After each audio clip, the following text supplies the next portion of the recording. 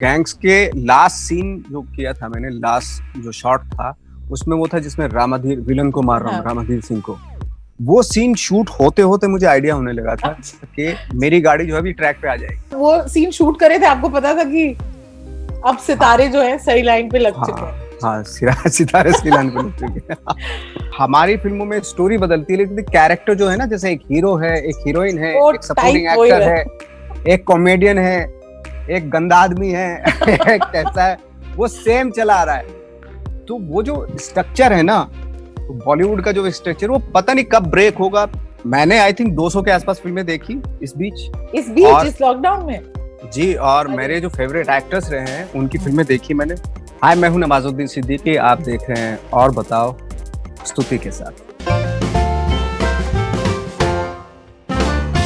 और बताओ का ये नया एपिसोड, मैं हूँ स्तुति और मेरे साथ नवाजुद्दीन सिद्दीकी। देखिए, इनका नाम मैंने मतलब शुरुआत में ही ले लिया क्योंकि नाम में ही पहचान है जिसे बोलते हैं।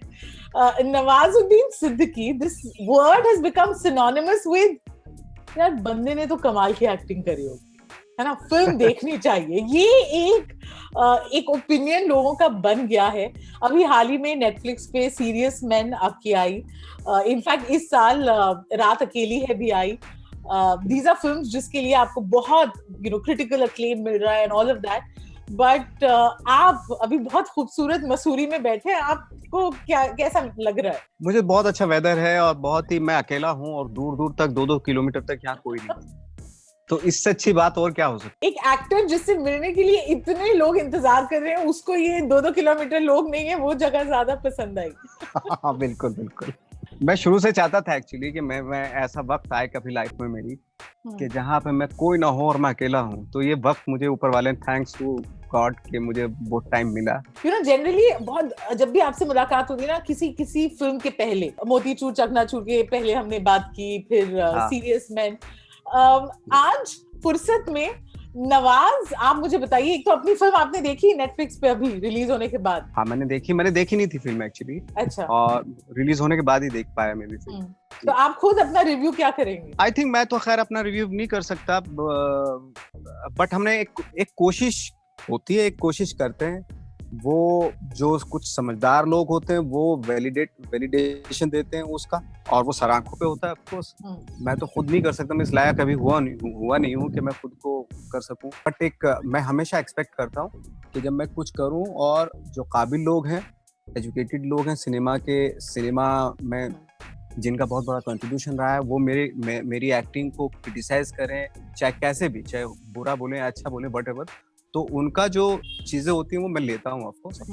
पर आई थिंक बहुत आप लकी हैं, बिकॉज मासेस हो या क्रिटिक्स हो, और हमारे बॉलीवुड में तो बहुत डिस्टिंक्शन होता है ना, अरे ये फिल्म क्रिटिकली अक्लेम्ड है, चली नहीं। पर आपके साथ ऐसा नहीं होता है, मासेस आल्सो लव यू और क्रिटिक्स को भी आपकी परफॉर्मेंस बहुत अच्छी लगती है। तो अब अगर रिवर्स गियर में जाएं, नवाज ने सबसे पहले कब सोचा था कि वो एक्टर बनेगा? मैंने एक्चुअली बहुत लेट सोचा था, frankly speaking. I think graduation के बाद मैंने सोचा था कि, और वो भी इसलिए सोचा कि यार मैंने बहुत सारे जॉब कर लिए, मन लग नहीं रहा, जॉब छोड़ देता हूँ फिर दूसरा कर रहा हूँ, क्या करना चाहता हूँ मुझे खुद नहीं पता था एक्चुअली। तो फाइनली एक मेरे दोस्त ने मुझे थिएटर दिखाया और मुझे लगा, फर्स्ट टाइम मुझे लगा कि यार this is very interesting thing, कि ये जो एक्टर और ऑडियंस के बीच की जो केमिस्ट्री है वो बहुत ही फैसिनेटिंग किया उसने मुझे, उस केमिस्ट्री ने। तो देन मैंने डिसाइड किया कि मैं एक्टर बनूंगा। तब जब आपने ये बात ठान ली तो घर परिवार दोस्त उनका क्या रिएक्शन था? क्योंकि अगर आपने बचपन से ये चीज सोची नहीं होगी तो अजीब तो लगा होगा उन्हें। अब दोस्त तो देखो, ऐसा कोई खास काम करते नहीं, दोस्त भी ऐसे ही आवारा, मेरे तो दोस्त भी वैसे ही थे जैसा मैं था मेरी दोस्त। घर वालों को ज्यादा कुछ आइडिया नहीं था क्योंकि सारे फार्मर फैमिली है, पढ़ा लिखा थी नहीं ज्यादा, मैं ही पहला पढ़ा लिखा इंसान था अपने खानदान में। तो उनको जो लगा, भाई ठीक है, जो तुझे लगे वो कर, ईमानदारी से करना, जो भी है, कोई गलत काम मत करना, बस ये था। और फिर कभी आपको लगा कि जरा ख्वाब तो देख लिए पर थोड़ा मुश्किल हो सकता है, कौन जानता है मुझे, वो उस उस फैमिली से नहीं हूँ, किसी वेल कनेक्टेड इंडस्ट्री फैमिली से? मेरा नहीं, पहले फिल्मों में आने का मेरा प्लान ही नहीं था एक्चुअली। मेरा था मैं थिएटर करता रहूंगा पूरी जिंदगी, और मुझे थिएटर करना बहुत, जी, मैं पहले अमेचर ग्रुप था, फिर मैंने ट्रेनिंग ली और हमेशा यही था कि मैं पूरी लाइफ जो है थिएटर को समर्पित कर दूंगा, ऐसा था। वो क्या हुआ कि क्योंकि थिएटर में पैसा वैसा नहीं होता, हिंदी थिएटर में पैसा नहीं होता, बजाय गुजराती थिएटर बहुत रिच होता है, उसमें बहुत पैसा भी होता है, मराठी थिएटर बहुत रिच होता है, बंगाली थिएटर बहुत रिच थिएटर है, ये उनमें पैसा वैसा भी होता है, सरवाइव कर सकते हैं आप वहाँ पे। बट हिंदी थिएटर में भी इतना वो बना नहीं है।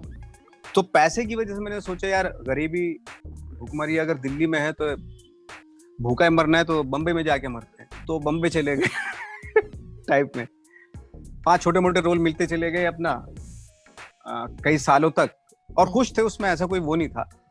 बट कभी कभी जब प्रॉब्लम आती थी, सर्वाइवल की प्रॉब्लम आती थी कि खाने को नहीं मिलता था, तो थोड़ा सा इस बात पे गुस्सा आता है कि यार हम लोग ट्रेंड हैं, ट्रेनिंग लेके आए हैं और लेकिन काम मिल नहीं रहा, तो थोड़ा सा फ्रस्ट्रेशन ऐसे आता था, बस इतना ही था। बाकी जो भी मिल रहा था उसमें खुश थे।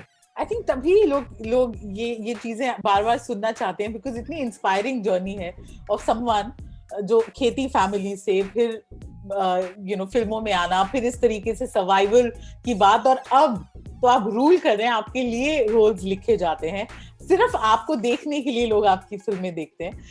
वो कौन सी फिल्म थी, कौन सा रोल था, या कौन सा ऐसा वक्त था जब नवाज को लगा कि I think now you have arrived, अब सब मामला सेट है? आई थिंक गैंग्स ही थी ऑफ कोर्स। गैंग्स के लास्ट सीन जो किया था मैंने, लास्ट जो शॉट था उसमें वो था जिसमें रामाधीर विलन को मार रहा हूँ, रामाधीर सिंह को।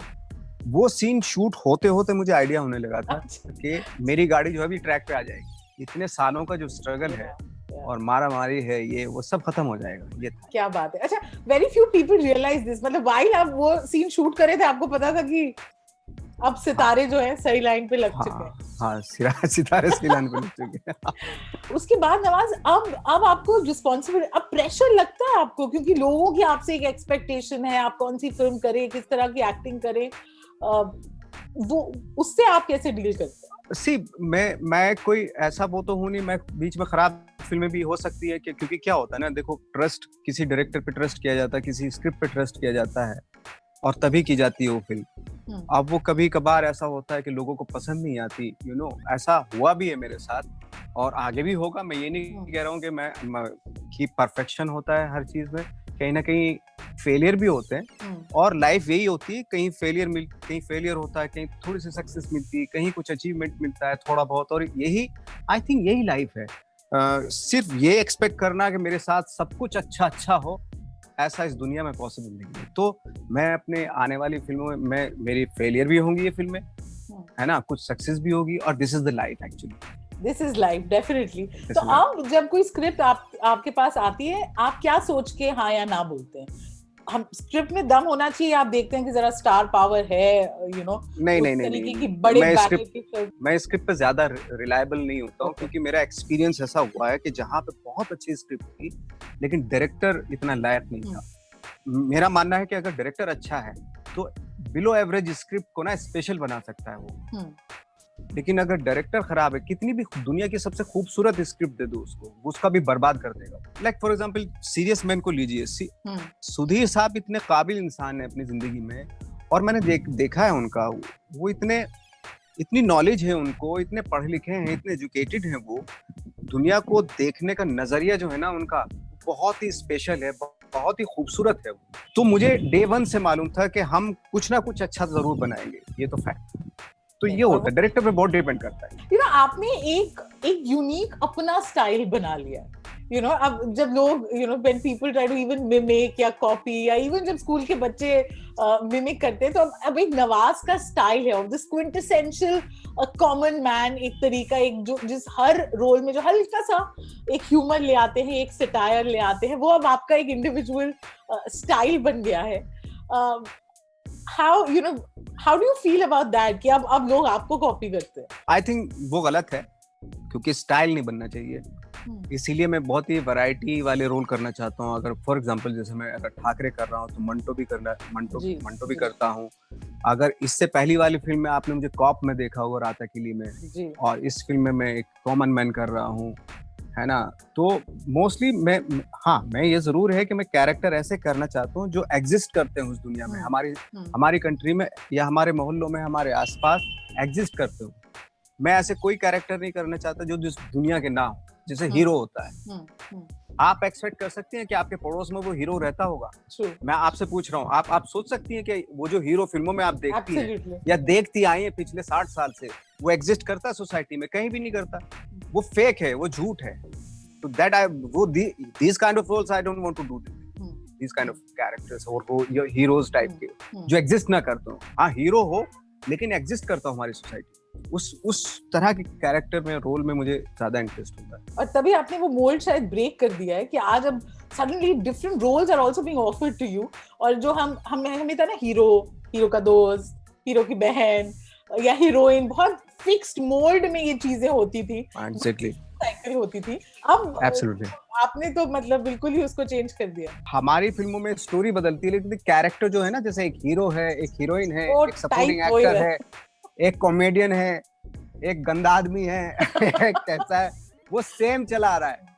तो वो जो स्ट्रक्चर है ना, तो बॉलीवुड का जो स्ट्रक्चर, वो पता नहीं कब ब्रेक होगा। वो ब्रेक होना बहुत जरूरी है, बट काफी हद तक हो रहा है। नहीं, आप कुछ नहीं है उस स्पीड से? हाँ, ऑफ कोर्स हो रहा, बिकॉज ऑफ OTT पे जो लोग अब सिनेमा देख रहे हैं, पूरे वर्ल्ड की फिल्में देख रहे हैं, आम लोग भी देख रहे हैं, उसकी वजह से उनको पता चल रहा है कि यार वर्ल्ड में, दुनिया में ऐसे अच्छे सिनेमा बना है। हमारी कंट्री में भी बहुत बड़े बड़े डायरेक्टर थे, जैसे सत्यजीत रे थे, है ना, नितिन घटक थे, है ना। तो इस तरह के डायरेक्टर्स ने नो डाउट बहुत इनको वर्ल्ड ने देखा और अब हम वर्ल्ड को देख रहे हैं, तो लोगों की एक नॉलेज तो आ रही है। इसलिए बिकॉज ऑफ OTT पे ऐसा मसाला है, ऐसी फिल्में हैं जहाँ पे आप अपने आप को एजुकेट कर सकते हैं। आपको किस तरह की फिल्में पसंद है? ये इस दौरान आपको टाइम मिला? आप क्या अब आराम से जो आप अपना समय व्यतीत कर रहे हैं वहाँ पे? मैंने आई थिंक 200 के आसपास फिल्में देखी इस बीच इस लॉकडाउन में जी। और मेरे जो फेवरेट एक्टर्स रहे हैं उनकी फिल्में देखी मैंने। जैसे फॉर एग्जांपल जैसे एंथनी हॉपकिंस है, तो उसकी मैंने कम से कम 20-25 फिल्में देखी। डेंजल वॉशिंगटन की 47 मूवीज देख चुका हूँ मैं। तो जितने भी मेरे फेवरेट एक्टर थे सबकी फिल्में देखी। हमारी हिंदी फिल्म इंडस्ट्री में कौन पसंद है आपको? मुझे पसंद है, जैसे दिलीप कुमार पसंद है, नसीरुद्दीन शाह पसंद है ना, पंकज कपूर पसंद है, मनोज वाजपेयी पसंद है, इरफान खान पसंद है। अच्छा, a lot of people जो ये इंटरव्यू देख रहे हैं, वो अब आप एक रोल मॉडल हो गए हैं, आपकी जर्नी।